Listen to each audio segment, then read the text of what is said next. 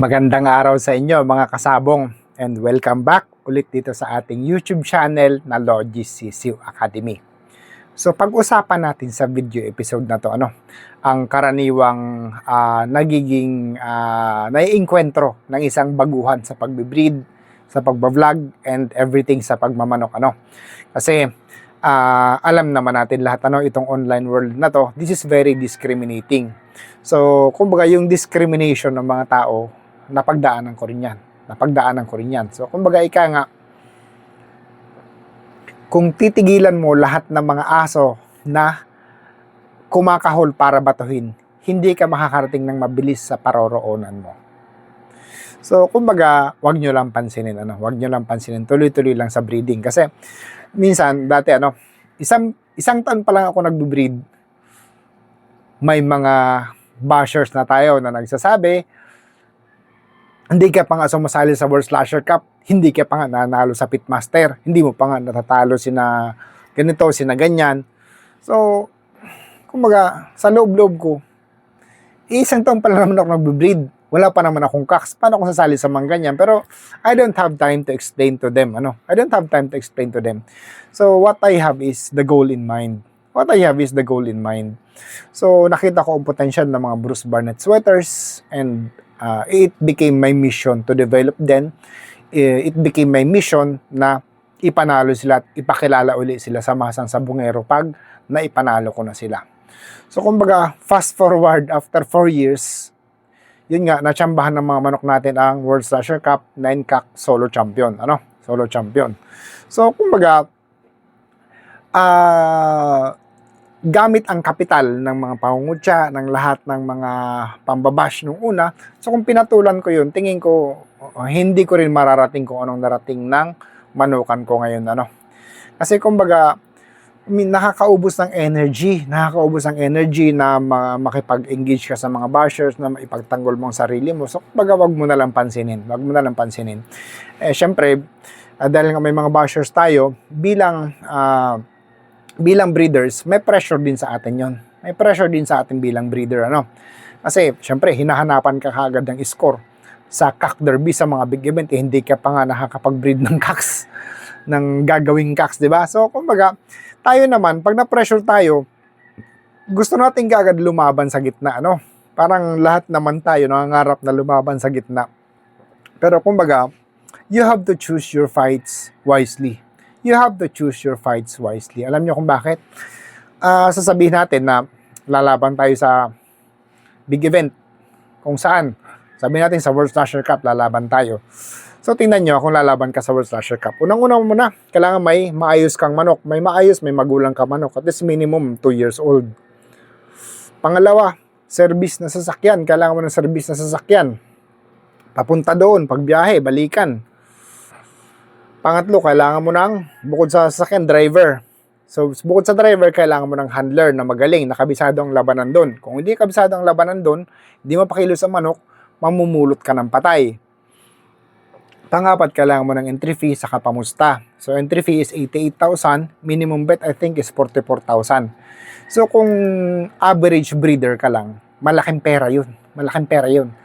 So, para sa akin, hindi ko kaya na mag-isa ako na mag-entry fee nung ganong klaseng labanan nung panahon nang nag-uumpisa pa lang ako. Ngayon kaya ko na. So noon, hindi ko pa kaya. So kumbaga, kahit na anong pamamressure sa akin, ng mga kasama ko, ng mga taga rito sa akin, sa amin, ng mga bashers ko, kahit anong pamamressure sa akin, wala akong pakialam sa inyo. I will fight kung kailan ako ready. Kung kailan ready ang manok ko, kung kailan in place lahat ng sistema ko. Hindi yung hilaw. Kasi asahan nyo, para ka rin lang nagpadala ng sundalo na nakaabang na lahat ng kalaban. Nakaposisyon sila sa itaas ng bundok, ang mga sundalo mo nasa baba, papaakyat pa rin sila, inabangan na, inambush na. So, ganun ang mangyayari. Mauubos lahat ng manok mo doon sa labanan sa gitnaan. Kasi, lahat ng mga seasoned, lahat ng mga veterans na mga naglalaban doon, kahit anong galing nila, kahit anong tagal na nila sa labanan, lahat yan pinaghahandaan ng todo. Lahat ng manok nila nakahanda. Tapos kung ikaw nangangarap ka pumunta doon, ang handler mo hindi pa naman gaanong marunong, hindi pa trained, hindi pa seasoned, ang sasakyan mo pag biyahe ng mga manok, hindi naman masyadong maganda, hindi ganong aircon, baka masira ka sa kalagitnaan, siraan na ang manok mo kaagad niyan. So yung manmari mo, hindi mo pa natetesting doon sa malaking labanan, so may problema ka talaga. So kumbaga napakaraming factor na kailangan i-consider. Kaya nga, unang-una, pag baguhan ka pa lang na breeder, ano, huwag ka makikinig sa iba. Kung saan ka matututo, doon ka lumaban. So lagi kong sinasabi, since Logis times, learning first before earning. So, anong ibig kong sabihin? So, kung ang manok mo, tinetesting mo pa lang, itetesting mo as pures, laban mo sa mga hack fight, laban mo sa mga two hits ulutan, dun lang. Habang binubuo mo ang konsepto, binubuo mo ang sistema, binubuo mo ang team mo or ang manpower mo. Kasi kumbaga, it will take everything to be in proper places para manalo. Trust me. So, kumbaga huwag kang makikinig sa iba, laban mo lang kung halimbawa matalo, wala namang problema. Ang importante, anong natutunan mo bakit natalo? Gumiri ang manok natin. No? Siyempre, gumiri dahil hindi sharp, hindi maayos sa paghahanda, hindi magandang pakiramdam, off ang manok kaya gumiri. So, anong magagawa? So, next time around, i-improve natin. So, kumbaga dapat ganun ang pag-develop ng team. Dapat nakalista lahat ng mga lessons na matutunan. So, unti-unti, pag na-improve na, naalala na sa ulutan, so by next year, mag-breed na tayo ng para sa early bird, local, national. So, pwede na tayo mag-unti-unti sa mga derby. Unti-unti, one step at a time. One step at a time. So, unti-unti na sa derby. So, pag medyo may lesson na naman natutunan, kumbaga hindi naman desirable ang outcome, we really have to analyze kung ano na naman ang naging problema, kung saan na naman nagkaroon ng problema na pwedeng ma-adjust, na pwede nating ma-improve. So, ganun lang naman. So, that is second year, ano? For third year, medyo nai-improve na natin yan, ano? So, medyo madami-dami na manok natin. Natuto na tayo magpadami, magpalaki ng mga healthy na sisiw. Natuto na tayo mag-priming ng mga inahin. Natuto na tayo maglagay ng proper spacing ng mga TP. Natuto na tayo ng proper parameters and security measures ng farm natin kasi masakit manakawan. So, kumbaga, you have to learn the system. Everything is systematic dito sa pagmamanok bago ka manalo. So, if you are just a beginner and you have doubts with yourself, it's normal. Ako rin, nangyayari lang yan. Nangyayari din yan sa akin. Nangyayari na rin yan sa akin. So, ngayon, wala na akong doubt sa sarili ko dahil nga napagdaanan ko naman na tingin ko yung mga kailangan kong pagdaanan. So, kumbaga, tuloy-tuloy lang. Wala namang ihinarang sa akin na hindi ko nalampasan. So, kumbaga, sa mga baguhan nating breeder na mga kasama sa industriya, ituloy-tuloy nyo ang pagbibreed, huwag kayo makikinig sa iba. Ano? Kung may mission kayo, kung may vision kayo, kung may nakikita kayo na skills or talent sa particular na manok, ituloy nyo lang kahit ano pa ang sabihin nila.